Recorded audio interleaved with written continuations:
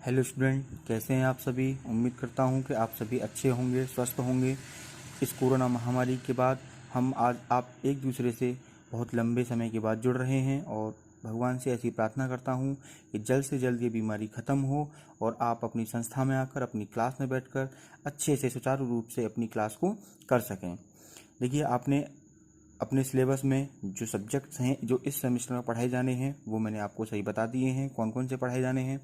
उन्हीं में से एक सब्जेक्ट है आपका माइक्रोवेव इंजीनियरिंग। पहले ये सब्जेक्ट था, इस सब्जेक्ट का पूरा नाम था माइक्रोवेव एंड रडार इंजीनियरिंग। तो इस बार इसमें से रडार को हटा दिया है, लेकिन रडार टॉपिक थोड़ा सा है, एक चैप्टर है इसमें रडार का। ठीक है, तो अब हम इसका सिलेबस देख लेते हैं, कितना सिलेबस है, क्या है। इसमें आपका देखिए 1 2 3 4 5 आपके इस सब्जेक्ट में कितने चैप्टर हैं? 5 चैप्टर हैं। पहला चैप्टर है आपका introduction to microwaves. Second chapter है आपका वेव गाइड। तीसरा चैप्टर है आपका antenna and wave propagation. Fourth chapter है आपका radar system and last chapter है आपका सैटेलाइट कम्युनिकेशन। ठीक है, तो हम धीमे धीमे और अच्छे से सारे चैप्टर्स को करेंगे और मैं आपको इनकी पीडीएफ भी भेजूंगा, वीडियो भी भेजूंगा। तो आप सभी अपने नोट्स को प्रॉपर तरीके से कंप्लीट करें। मैं कभी भी आपसे आपके हैंड रिटन नोट्स मांग सकता हूँ। फर्स्ट चैप्टर है आपका इंट्रोडक्शन टू माइक्रोवेव। ठीक है, हम माइक्रोवेव के बारे में पढ़ते हैं कि इसकी फ्रीक्वेंसी कितनी होती है, इसकी वेवलेंथ कितनी होती है और ये क्या होती है। तो सबसे पहले माइक्रोवेव, इसको हमने दो पार्ट में डिवाइड कर लिया, यानी कि माइक्रो और वेव। माइक्रो का मतलब क्या होता है? स्मॉल, आप सभी जानते हो। वेव का मतलब क्या है? यहाँ पर वेव क्या रिप्रेजेंट कर रही है? इलेक्ट्रोमैग्नेटिक वेव, यानी कि चुंबकीय तरंगें। अब देखिए, माइक्रोवेव की वेवलेंथ बहुत कम माइक्रो में, यानी कि माइक्रोवेव की वेवलेंथ बहुत कम, कितनी? माइक्रो में होती है, इसलिए इनको हम क्या कहते हैं? माइक्रोवेव कहते हैं। माइक्रोवेव की वेवलेंथ बहुत कम यानी कि माइक्रो में होने की वजह से हम इसको क्या बोलते हैं? माइक्रोवेव कहते हैं। अब हम देखें कितनी होती है इनकी वेवलेंथ। माइक्रोवेव की वेवलेंथ 30 सेंटीमीटर टू 1 mm तक होती है। ठीक है, माइक्रोवेव की फ्रीक्वेंसी कितनी होती है? 1 गीगाहर्ट्ज से 300 गीगाहर्ट्ज तक होती है। और आप सभी जानते हैं कि 1 गीगाहर्ट्ज में कितने हर्ट्ज होते हैं? 10⁹9। अब हम एक फॉर्मूला जानते हैं, लेमडा इक्वल्स टू क्या होता है? C/F, यानी कि ये लेमडा क्या होता है? ये वेवलेंथ होती है। C क्या है? ये तो स्पीड ऑफ लाइट, यानी कि प्रकाश की चाल है। ये क्या है? फ्रीक्वेंसी। हम या तो यहाँ से फ्रीक्वेंसी निकाल सकते हैं या वेवलेंथ निकाल सकते हैं। तो हम यहाँ से वेवलेंथ निकालना है, क्या हमारी 30 सेंटीमीटर वेवलेंथ आ रही है या नहीं, तो ये हम यहाँ चेक करते हैं। लेमडा इक्वल्स टू C की वैल्यू कितनी होती है? 3 × 10⁸ मीटर पर सेकेंड। फ्रीक्वेंसी कितनी है हमारी? 1 गीगाहर्ट्ज ले ली हमने। ठीक है, और 1 गीगाहर्ट्ज में कितने हर्ट्ज होते हैं? 10⁹9 हर्ट्ज होते हैं। तो यहाँ पर हमने 10⁹9 ले लिया। यहाँ देखिए, ये इसे हम ऊपर लेकर जाएंगे तो यहाँ पावर कितनी बचेगी? ओनली -1। ये कितना बचा? 0.3 मीटर। अगर हम इसे सेंटीमीटर में चेंज करेंगे तो 0.×100 का हमको मल्टीप्लाई करना पड़ेगा। 0.3 × 100 तो कितना आ जाएगा? ये 30 सेंटीमीटर। देखिए, वेवलेंथ कितनी निकल के आ गई? 30 सेंटीमीटर आ गई, ये आ गई। इसी तरीके से हमने ये वेवलेंथ निकाली है। आप यहाँ से फ्रीक्वेंसी निकाल सकते हैं। आप लेमडा को यहाँ पहुँचा दें और फ्रीक्वेंसी को यहाँ पहुँचा दें। लेमडा की वैल्यू आप कितनी ले लें?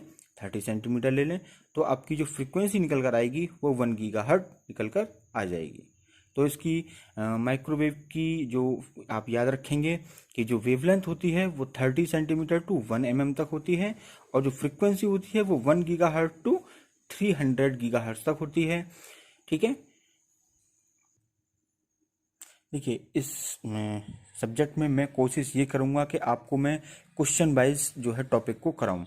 तो इसमें फर्स्ट चैप्टर में जो सबसे पहला क्वेश्चन बनता है और मोस्ट इम्पोर्टेंट भी है, वो क्या बनता है कि माइक्रोवेव क्या है, इनके अनुप्रयोग क्या हैं, फ्रीक्वेंसी के आधार पर माइक्रोवेव का वर्गीकरण कीजिए।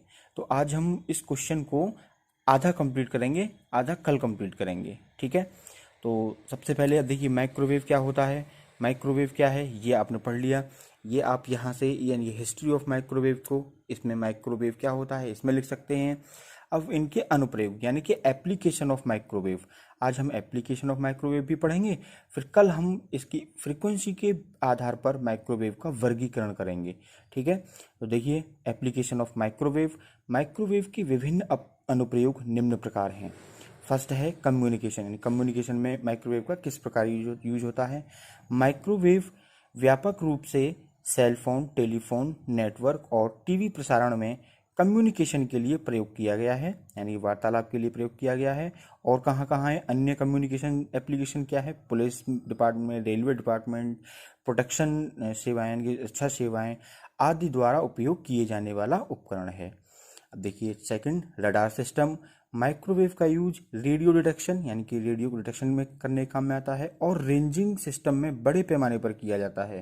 सबसे ज़्यादा यूज कहाँ होता है इसका, रडार सिस्टम में, जो अपनी सीमा के भीतर विमानों, जहाज़ों, मिसाइलों और अन्य चलित वस्तुओं का पता लगाने और उनकी लोकेशन का पता लगाने में यूज़ किया जाता है। ठीक है, रडार सिस्टम में क्या होता है कि अपनी सीमा के भीतर विमानों, जहाज़ों, मिसाइलों और अन्य जितनी भी चलित वस्तुओं का पता लगाने कि वो कहाँ पर हैं, उनकी लोकेशन फाइंड करता है। ठीक, अब आता है रिमोट सेंसिंग। रिमोट सेंसिंग में भी इसका अच्छा यूज होता है। माइक्रोवेव रेडियोमीटर का उपयोग वायुमंडलीय तापमान प्रोफाइल को मैप करते समय करने में काम आता है। तापमान प्रोफाइल को मैप करने यानी कि टेम्परेचर प्रोफाइल को मैप करने काम में आता है।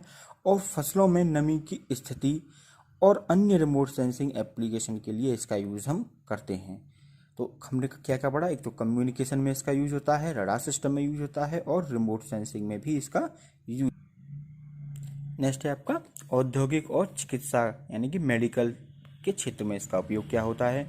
ये अनुप्रयोग इसके हीटिंग गुण के कारण यानी कि जो इसकी जो हीटिंग एडवांटेज होती है उसके कारण इसको औद्योगिक में यूज करते हैं, क्योंकि यह H2O आर्द्रता जैसे किसी भी डाइपोल यौगिक को गर्म कर सकता है। यानी कि हीटिंग गुण के कारण क्या होता है, ये किसी आर्द्रता वाले यानी कि H2O आर्द्रता वाले किसी भी डाइपोल यौगिक को गर्म कर सकता है, जो अपने इलेक्ट्रिक फील्ड के कारण घूर्णन दोलनों के लिए स्वतंत्र है, जो माइक्रोवेव फ्रीक्वेंसी पर अपनी डायरेक्शन को बदलता है। इसमें 4 एप्लीकेशन हैं। देखिए चिकित्सा संबंधी में क्या होता है कि इसे कैंसर के इलाज के लिए भी हम इसको यूज़ करते हैं। 2 एप्लीकेशन और हैं, उनको भी हम डिस्कस कर लेंगे। ठीक है, जब तक आप आज के लिए इतना ही काफ़ी है। आप अपना इसका सिलेबस डाउनलोड करके सिलेबस देख लें और क्या क्या हमको इसमें चैप्टर में पढ़ना है वो सब देख लीजिएगा। ये क्वेश्चन जरूर नोट कर लीजिएगा कि माइक्रोवेव क्या होता है, इनके अनुप्रयोग क्या हैं, फ्रीक्वेंसी के आधार पर माइक्रोवेव का वर्गीकरण कीजिए।